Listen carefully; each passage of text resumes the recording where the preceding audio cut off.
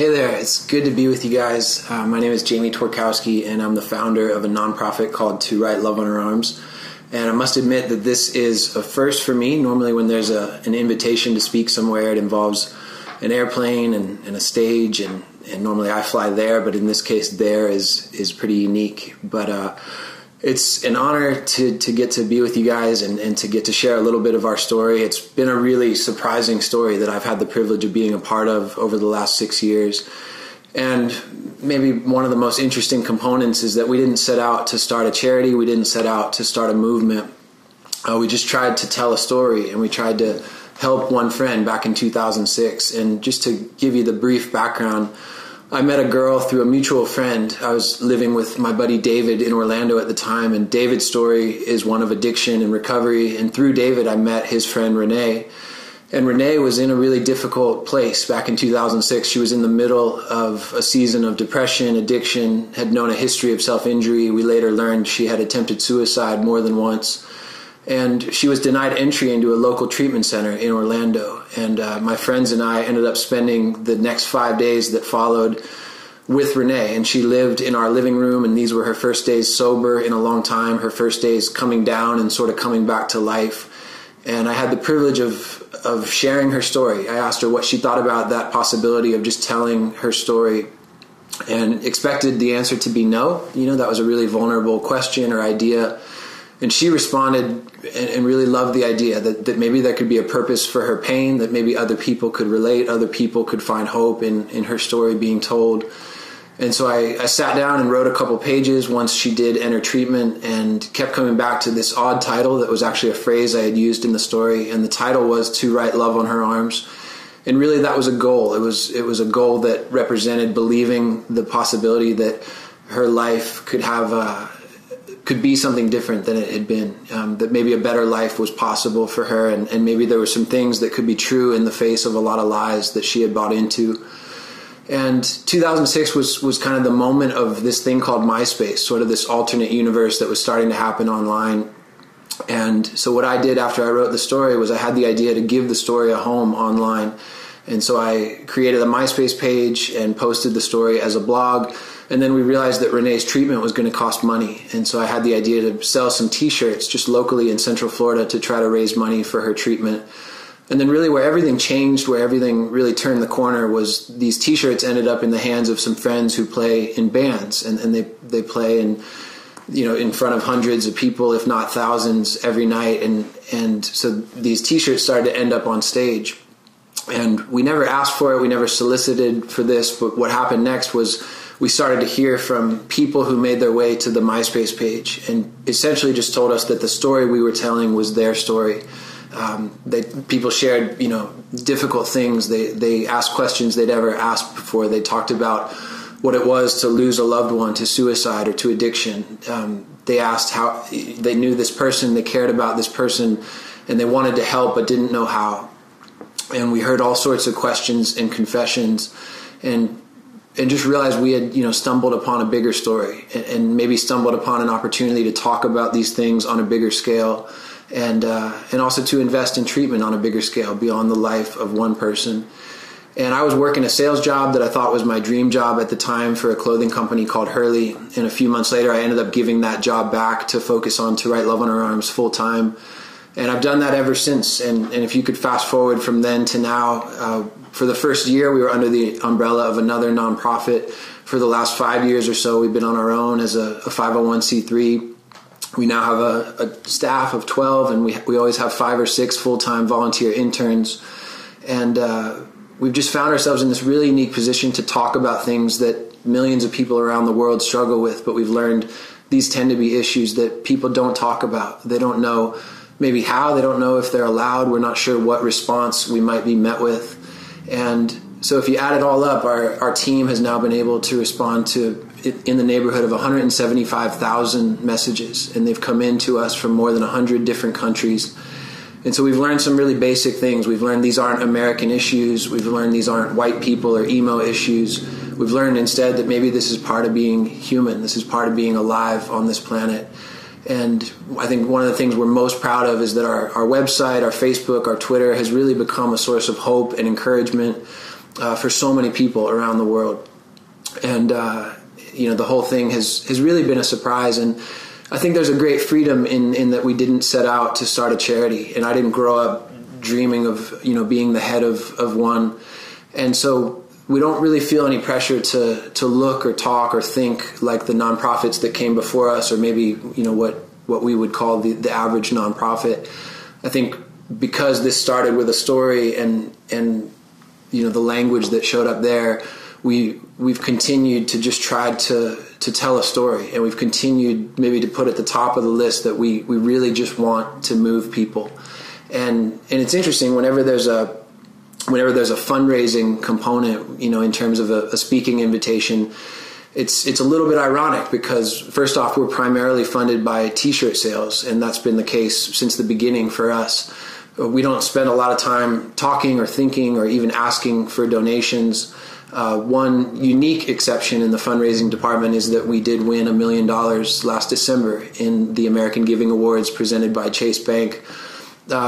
We don't spend a lot of time talking about money. We don't like asking for money. We really try not to sound like we're selling something. I think we really try to see things through this lens of how can we provide value to people? How can we encourage people? How can we meet people where they are and deliver things, whether it's a tweet or an article or a blog or, an event, a speaking event at a school, whatever it may be, that just leave people feeling less alone, that really encourage and challenge people to get the help that they might need or to have one of these conversations for the first time.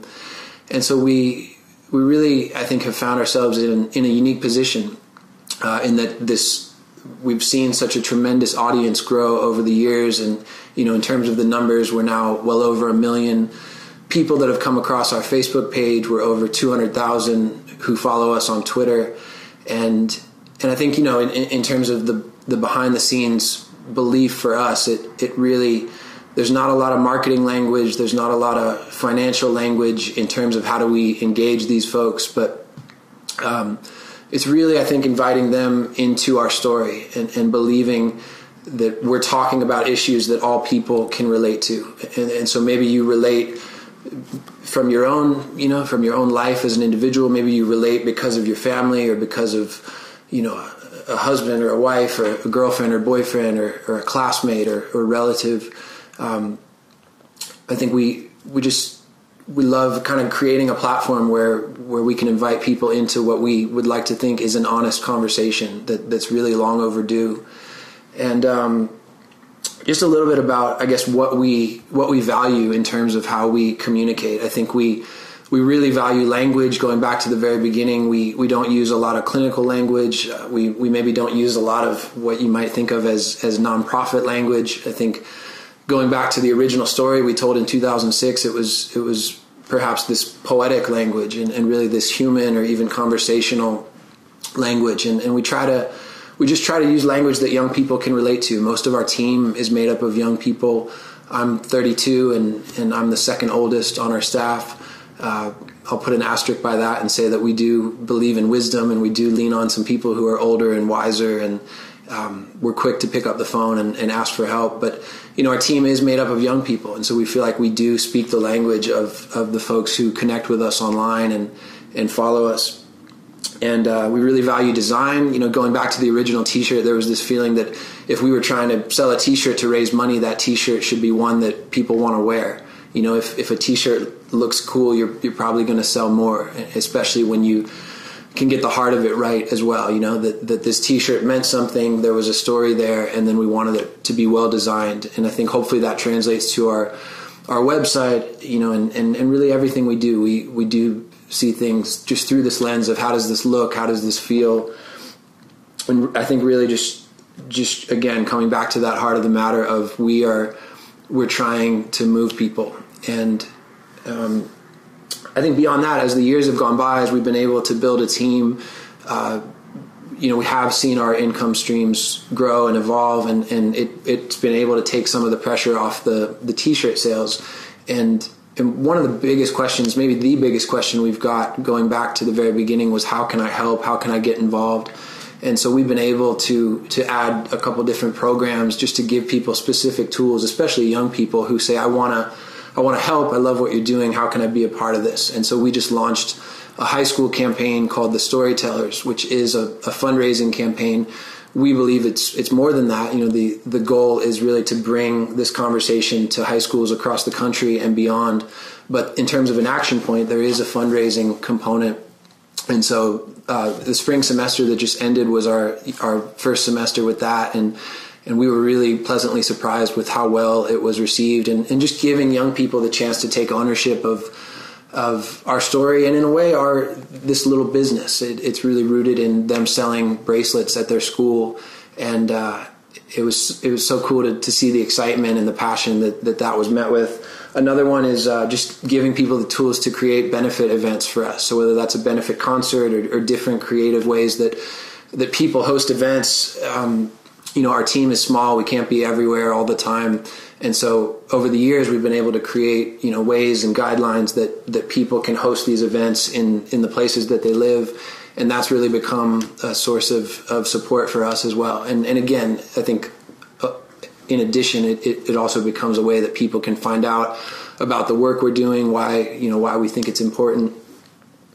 And, I think we really just come back to this feeling, this belief that people want to live good stories, that we as individuals, we want to believe that our story matters, that our story is significant, through the lens of the issues we talk about. I think people want to believe that their story is worth fighting for, that it's worth staying alive for.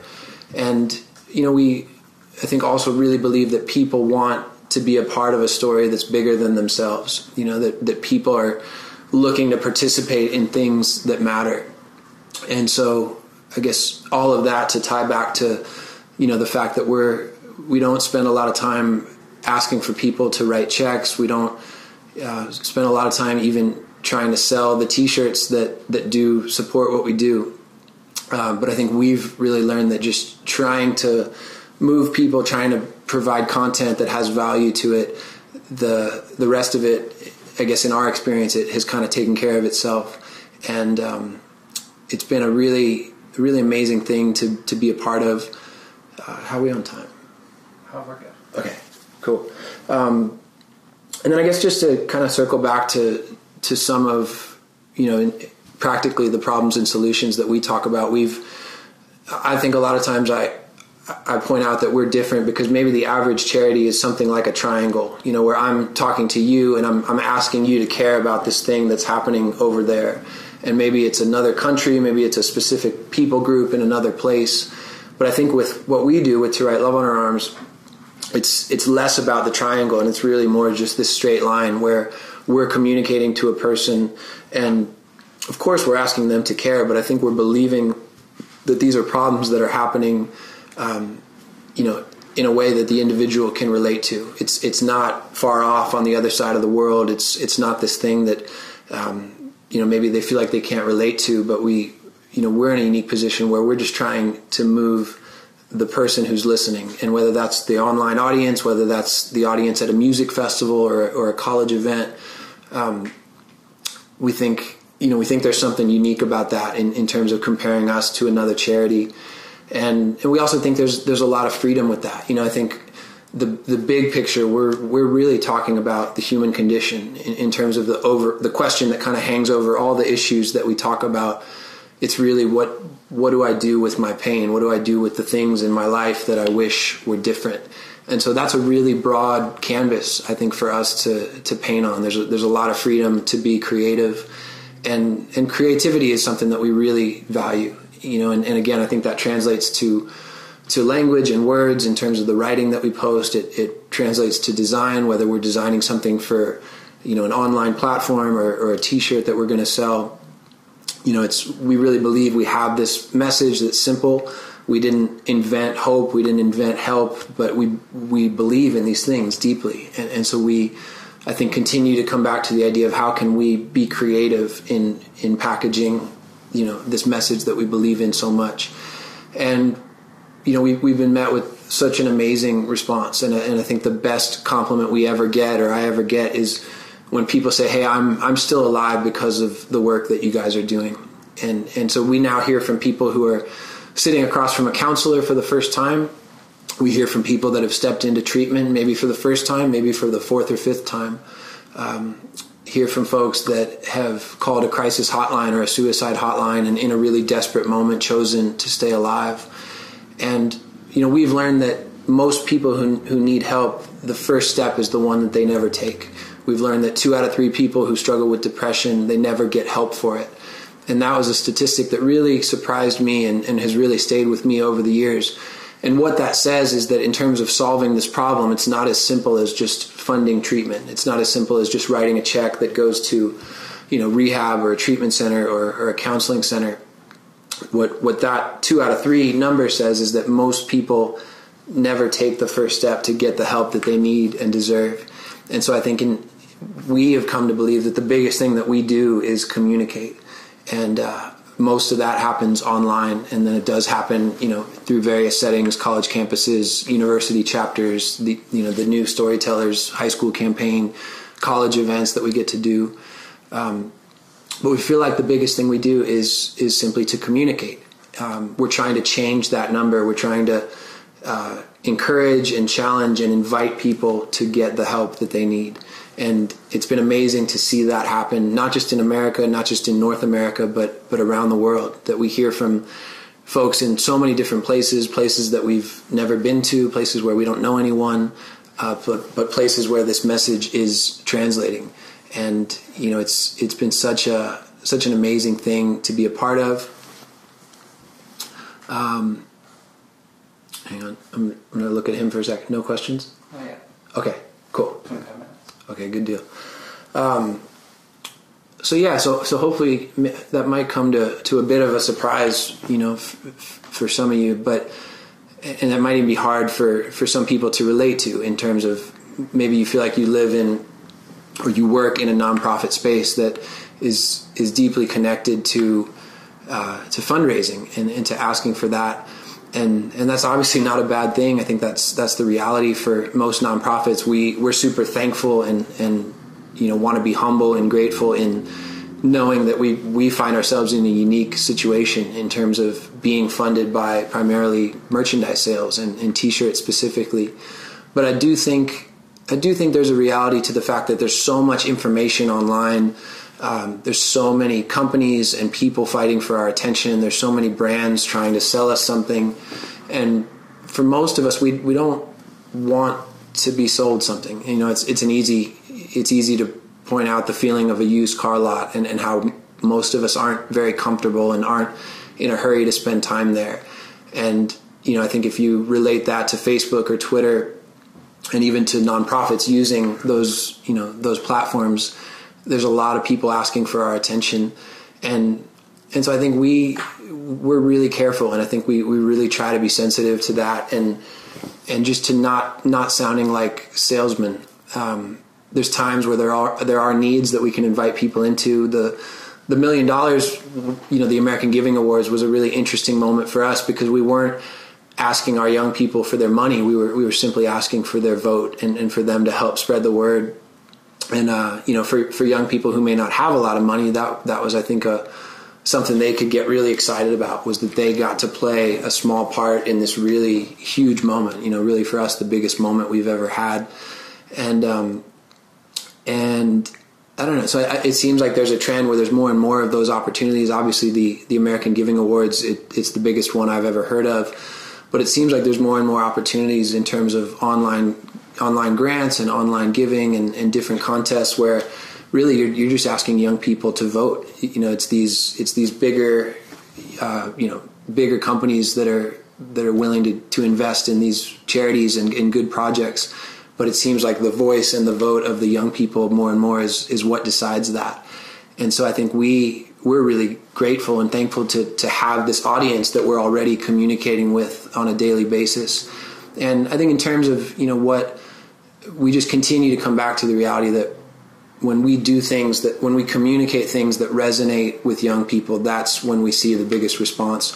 Every morning on Twitter, we do a quote of the day that's the busiest thing that we do in terms of it's met with the most excited response. It's what generates the most retweets. And I think it's just because we're putting something out there that resonates with people, and then they're taking ownership and sharing that and getting excited about it, and we're also communicating ideas that represent us and represent this conversation that we're trying to invite people into. So hopefully that's a little bit behind the scenes. I know that's brief and broad, but a little bit of kind of our story and how we got here, and this irony of being a charity that has really taken off, but was never intended to be a charity, and that to this day is something that I kind of smile about. And there's certainly been challenges in terms of getting organized and learning what does it mean to be a nonprofit, to run a nonprofit. There's been growing pains, there's been challenges along the way, but on behalf of those folks that we hear from who are now getting help, who maybe are now literally still alive because of this project, that's what keeps us going. And I think I sometimes point out the idea that if you meet someone on a plane and you tell them, if someone asks me, what do you do? And I say, I work for a nonprofit, in some people's mind, it seems like that's all they want to hear, like that's enough. But I usually point out that if you met someone and they just told you they work for a for-profit, that wouldn't really tell you anything. So I think we're really trying to kind of, I guess, break the mold a little bit and remember that the heart of the matter is not how we, file our 990 at the end of the year, but the heart of the matter is doing something that speaks to people, that makes life easier and better and healthier for people, especially young people around the world. And we're a nonprofit, and there's a lot of good that comes with that. There's a lot that we're thankful for because of that. So I will. I'll leave it there, and then I think we're going to open it up for questions. Yeah. We have one. It's so few separate parts here. How do you separate your organization from other organizations in the mind of millennials? There are so many great organizations out there vying for the time and attention. Can people only have one passion, or can they get involved in multiple causes? And how would you encourage young people to be purposeful, effective, but not spread too thin? Did they know I'm going to answer that question? Okay. So basically, just how do we separate ourselves? And I think we have peers, we have friends, we have charities that we relate to, that we look up to. We're close to the folks at Invisible Children. We're close to people at Charity Water. And, of course, there's people that have worked in this field for years and years, for decades, and not just nonprofits, but even in the realm of suicide prevention or mental health. And I think we just try to be true to the opportunities that we have, to the gifts that we have, and really to the story that we continue to live out. What are the things that got us here? What's the language that we use? And it's easy to look over your shoulder or to look around and think, oh, they're doing this, we should be like them.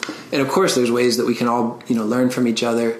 But I think at a certain point, you have to keep your head down and say, who are we supposed to be? And so we, I think don't spend too much time trying to separate ourselves. I think we're not competing against other charities. If there's 1 million people who were in their Facebook feed, then we have the opportunity to communicate to those 1 million people or to that 1 million people. And so I think the real question for us is not what's everyone else doing or how can we do it better, but it's, I think, just what do we want to say to these folks who follow us? What is this conversation that we're trying to have? And really just putting that audience first in terms of how do we care about them? How do we encourage them? How do we give them resources? How do we point to articles that are going to be informative? How do we point to places where they can get help or where they can find help for someone they care about? And then I guess it was just how do you encourage young people to be purposeful, effective, and not spread too thin? Yeah, I don't know. I think for some young people, there's the mentality that you can only have your one favorite charity, and I think I don't know. We don't spend too much time worried about that. We're probably the closest associated from a distance and also internally, relationally, with the people at Invisible Children. And we hear from kids, or we see it online, where people say, "Oh, I'm a To Right Love and Arms person," or "I'm an Invisible Children person," and the reality is that these two organizations root for each other. We share ideas, and I think 2018. So we don't think it's the kind of thing where you have to pick your favorite. I think it's really a matter of what matters to you, what resonates to you, what are the problems on this planet that break your heart, and what are the ways you can get involved in being part of the solution. And for some people, mental health, depression, addiction is something deeply personal, and so we hope we can be something that matters to them or is inspiring or encouraged to them. And for someone else, they might really connect with the story of things happening in different countries and continents around the world. Maybe the idea that some people don't have clean water breaks their heart, and so they really connect with the work of Charity Water. And we're all for good things that are happening. How would you suggest that an organization go about collecting and sharing the stories of millennials? What do you think compels them to share their stories? Say it one more time. How would you suggest that an organization go about collecting and sharing the stories of millennials? What do you think compels them to share their stories? To answer the last part first, I just believe that we, and you can use the word you're comfortable with, but that we've been created, or we're wired where we desire to be known. We desire to be loved. One of my favorite lines or moments in the new Spider-Man movie, the teacher is teaching, I don't know if it's a writing class or an English class, and she says, there's this belief that there's 10 different plot lines in stories, and she points out this counterpoint that maybe there's only one, which is, who am I? And so I think whether we think about it every day or not, we want our stories to be told. We want to know that I'm unique, that I'm significant, that this life, this day that I'm living actually matters, that it could matter to some people. And so I think if you can, whether it's through a campaign or through tweets or blogs or whatever it may be, videos, if you can, connect what you're doing with someone and even create an invitation for their story to be told, and in the midst of that to validate their story and tell someone that their story matters, I think that's wonderful. And we've seen it play out in a lot of different ways. We've at first it was just comments on a MySpace page back in 2006. Sometimes it plays out in during the Q&A we do on a college campus after a talk, where someone won't have a question, but they'll just really desire to share something that maybe they've never shared before. We've had people write in. We receive people's stories every day, whether it's over email or notes and letters that arrive at our office. We, I think, took a closer look and launched a campaign called Fears versus Dreams that's really rooted in the idea of being intentional about this idea of people living a story. And so we've invited people all around the world to answer 2 questions, one being, what's your biggest fear? The second being, what's your greatest dream? And it's been amazing to see people pose for portraits where they actually own and hold their answers to those questions. And so we've tried to do it through a few different mediums, and it's actually something we think we want to get a lot better at. We just actually won a $3,000 grant a couple weeks ago that's going to allow us to make a couple more videos where we literally just tell more stories. And so we've started this Story Of campaign where we just, we come across stories, whether it's the story of an individual or a band, and we have this unique platform where we're able to share that. And really the hope is not to just, brag about this one story, but to put something up there that other people can relate to and maybe that they can feel less alone because of. Repeat these when I want to ask. I love how you emphasize to tell a story. I think is so true. But do you have to work to keep all staff telling the same central message in their stories? How do you make sure that you aren't telling multiple stories that may go in different directions? Does that make sense? So that it ends with, how do we make sure that we aren't telling stories that go in different directions? Right. So I think it's really a question of consistency. And, we within our staff, different people play different parts. And so not everyone is out in front of people speaking. Not everyone is writing content for the site. I think it really speaks to the value of our editor, and our editor is really the filter in terms of what people see every day, in terms of what they see on our Facebook page or our Twitter feed, or the news or the blogs that go up on our website.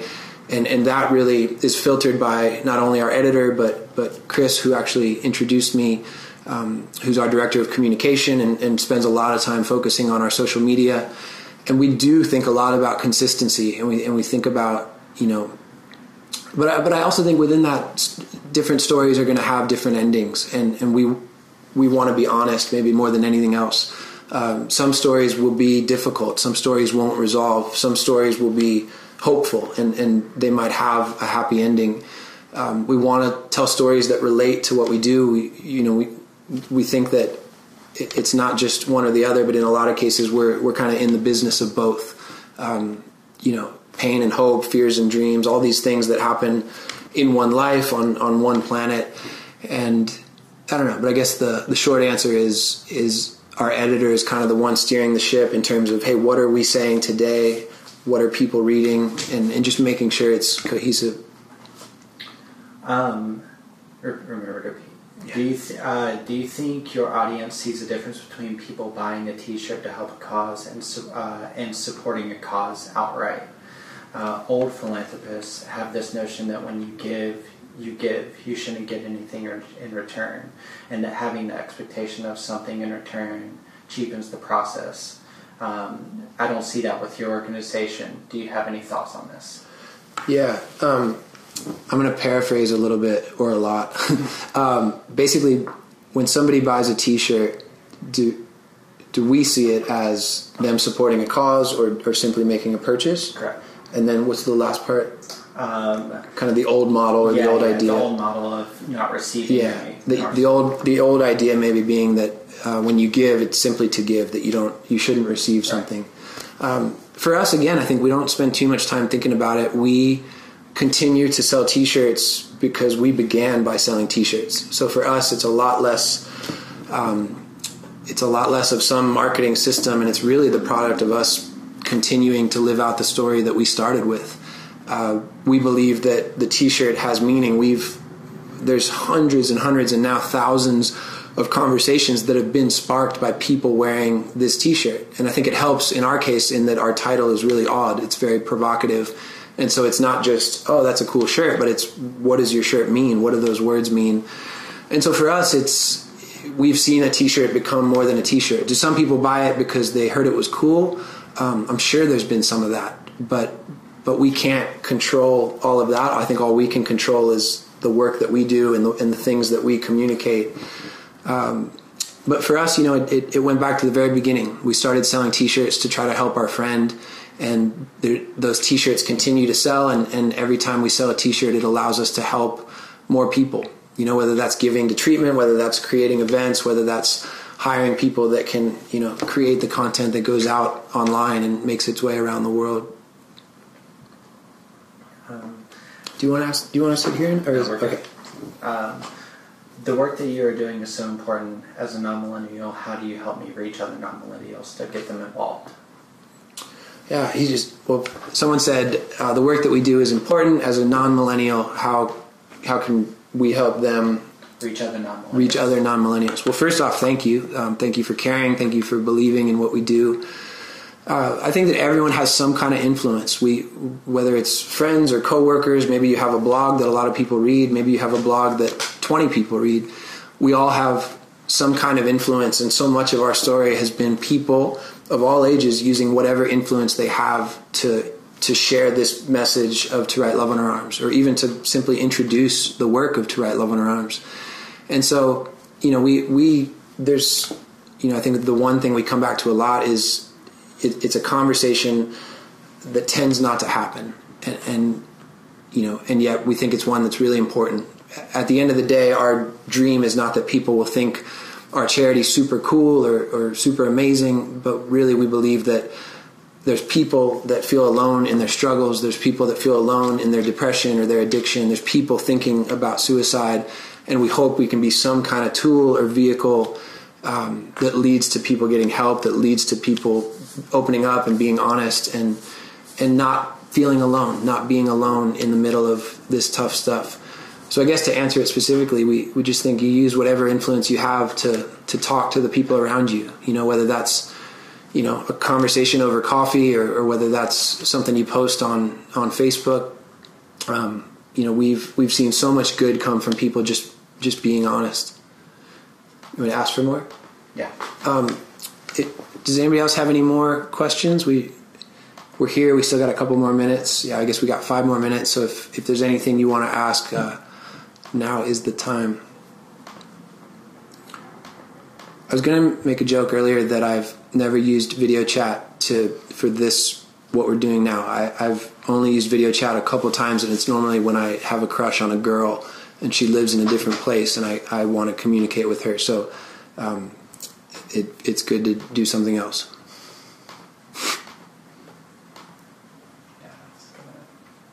Somebody's got some kind of question. Maybe it's the end of the day and you guys are spent. One thing I'll say, and you can tell me if a question comes in. We try to end every talk, and obviously this is a different subject specifically, but just want to acknowledge the fact that there's other people on the end of, you're sitting there at a computer and you're a real person with a real story. And maybe you're sitting there on behalf of a nonprofit, maybe you're super curious about fundraising, but we want to maybe take a moment and just say, hey, that you matter. And if the stuff that we talk about is something you relate to or it's something you struggle with, then please know that you deserve a support system. You deserve people in your life that you can be honest with, that you can lean on. It seems like in this life, it goes a lot better when we live life in community, when we have other people who help, carry the weight of our questions and our burdens. So I guess just want to say that you deserve that. If things are really difficult or really painful or intense, then please know that great help exists. We believe so much in professional counselors. We believe in people who work in the realm of drug treatment and, suicide prevention. So just know that there's people that have devoted their careers and a large part of their lives to helping other people, navigate the hardest parts of their story. So if you need help, please know it's okay to ask for help. When it comes to growth, are you worried about having more money to have more staff?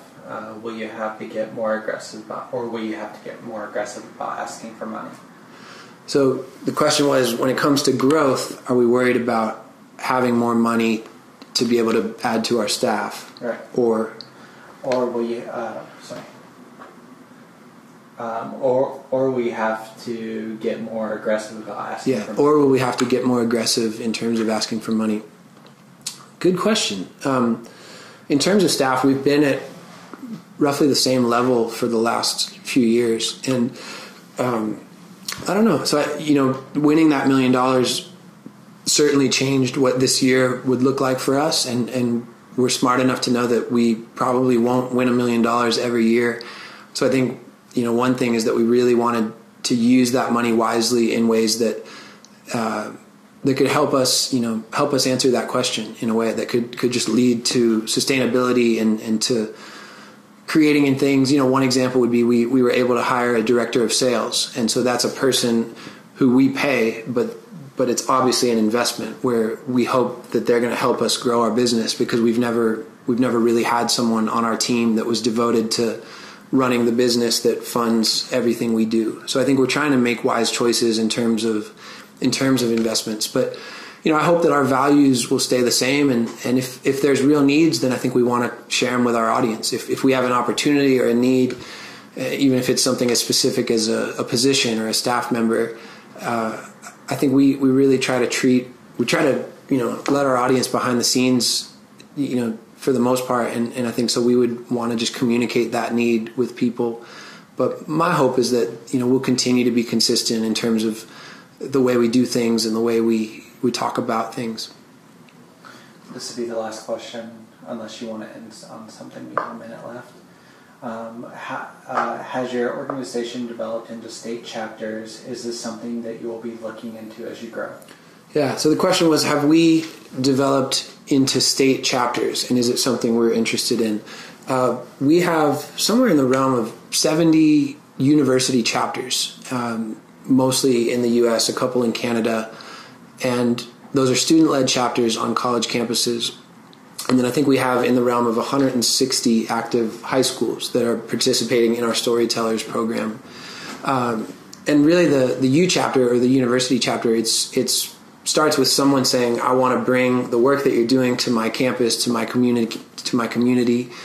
And, they go through a training, they really learn what we do and what we believe and how we do things. And then they're able to bring this conversation back to their school, whether that's weekly or bi-weekly meetings, events throughout the semester, trying to point people to resources on campus or point people to resources in the community, or simply trying to create a safe space where people can begin relationships, and hopefully that leads to conversations where people get help and people feel like they can, talk about this stuff. So for us, we've, it really works with our audience being younger. Naturally, college students fit that.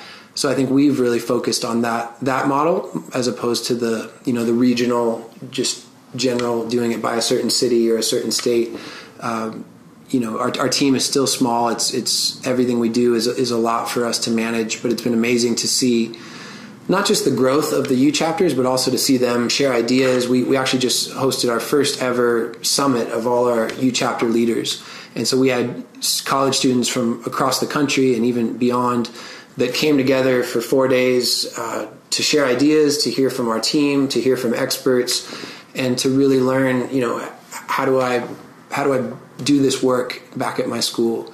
And so for us, I think that's how we're answering the question right now. We cover a lot of ground in terms of, right now we have people out on the Warped Tour, which is a nationwide tour that is attended by roughly 600,000 young people across North America. I think it's been going for roughly 15 years. It's the longest running, most successful summer tour.